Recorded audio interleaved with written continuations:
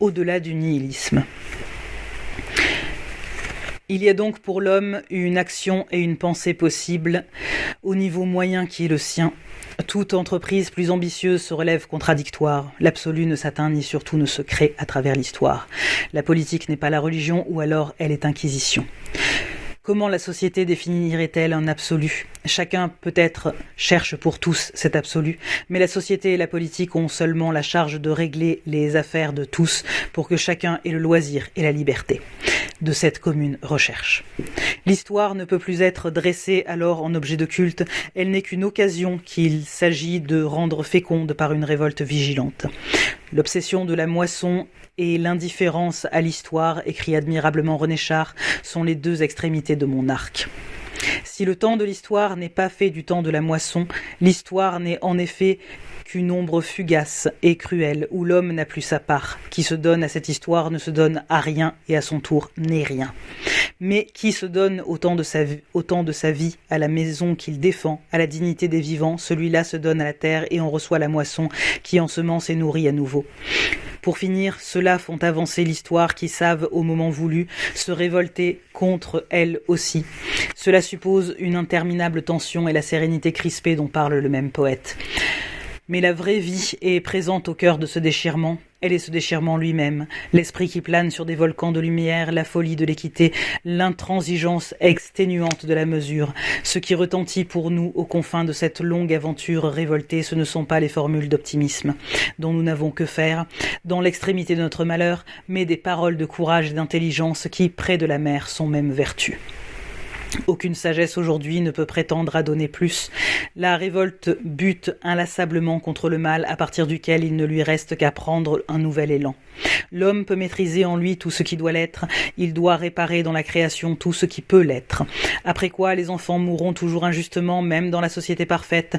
Dans son plus grand effort, l'homme ne peut que se proposer de diminuer arithmétiquement la douleur du monde. Mais l'injustice et la souffrance demeureront et, si limitées soient-elles, elles ne cesseront pas d'être le scandale. Le pourquoi de Dimitri Karamazov continuera de retentir, l'art et la révolte ne mourront qu'avec le dernier homme. Il y a un mal sans doute que les hommes accumulent dans leur désir forcené d'unité. Mais un autre mal est à l'origine de ce mouvement désordonné. Devant ce mal, devant la mort, l'homme au plus profond de lui-même crie justice. Le christianisme historique n'a répondu à cette protestation contre le mal que par l'annonce du royaume, puis de la vie éternelle qui demande la foi.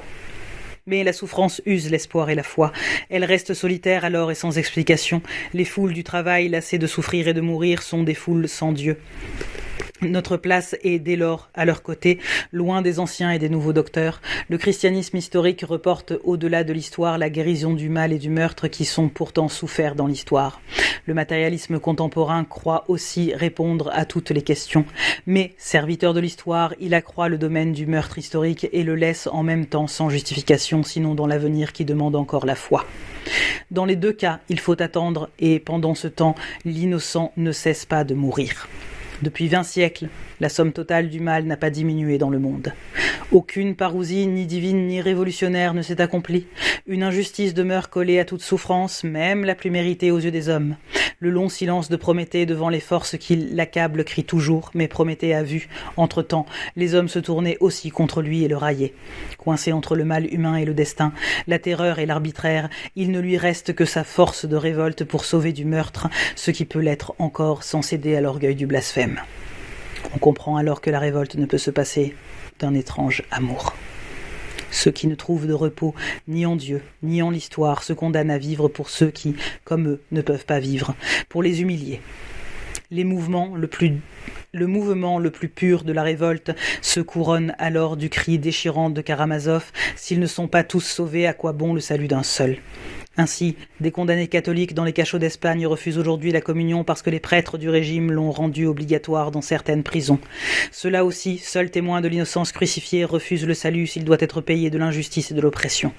Cette folle générosité est celle de la révolte, qui donne sans tarder sa force d'amour et refuse sans délai l'injustice. Son honneur est de ne rien calculer, de tout distribuer à la vie présente et à ses frères vivants. C'est ainsi qu'elle prodigue aux hommes à venir. La vraie générosité envers l'avenir consiste à tout donner au présent. La révolte prouve par là qu'elle est le mouvement même de la vie et qu'on ne peut la nier sans renoncer à vivre. Son cri le plus pur, à chaque fois, fait se lever un être. Elle est donc amour et fécondité, ou elle n'est rien.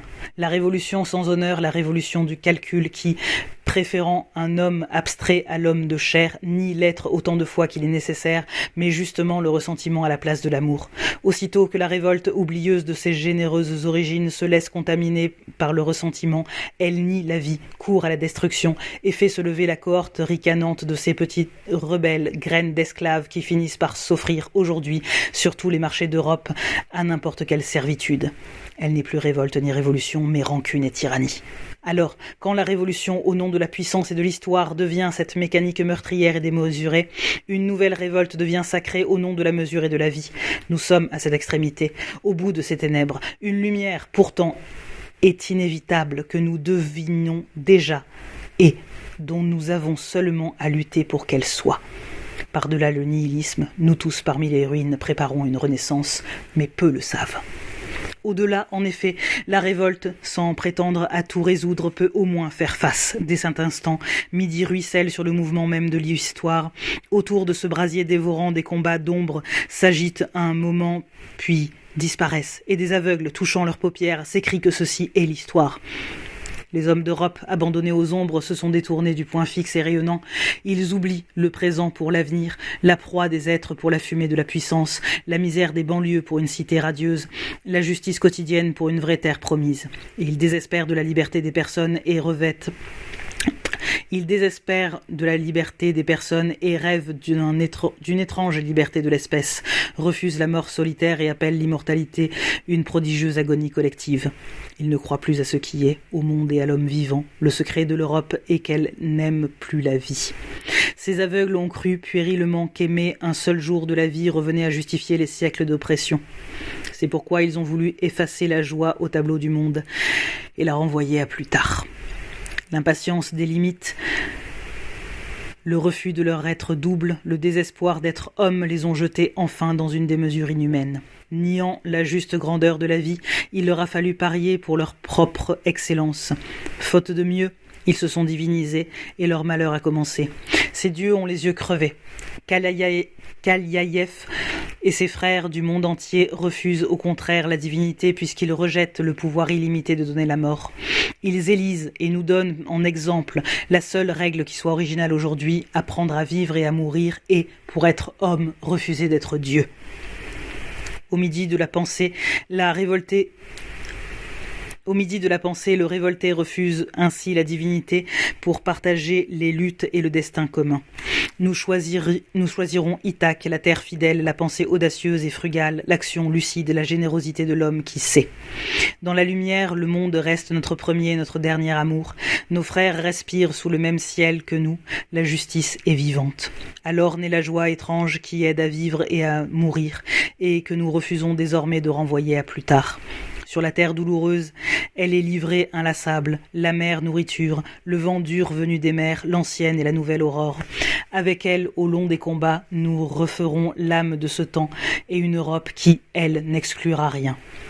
Ni ce fantôme Nietzsche que, pendant 12 ans, après son effondrement, l'Occident allait visiter comme l'image foudroyée de sa plus haute conscience et de son nihilisme, ni ce prophète de la justice sans tendresse qui repose par erreur dans le carré des incroyants au cimetière de Highgate, ni la momie déifiée de l'homme d'action dans son cercueil de verre, ni rien de ce que l'intelligence et l'énergie de l'Europe ont fourni sans trêve à l'orgueil d'un temps misérable. Tous peuvent revivre en effet auprès des sacrifiés de 1905, mais à la condition de comprendre qu'ils se corrigent les uns les autres et qu'une limite dans le soleil les arrête tous. Chacun dit à l'autre qu'il n'est pas Dieu. Ici s'achève le romantisme. À cette heure où chacun d'entre nous doit tendre l'arc pour refaire ses preuves, conquérir dans et contre l'histoire ce qu'il possède déjà, la maigre moisson de ses champs, le bref amour de cette terre, à l'heure où naît enfin un homme, il faut laisser l'époque et ses fureurs adolescentes. L'arc se tord, le bois crie. Au sommet de la plus haute tension va jaillir l'élan d'une droite flèche, du trait le plus dur et le plus libre.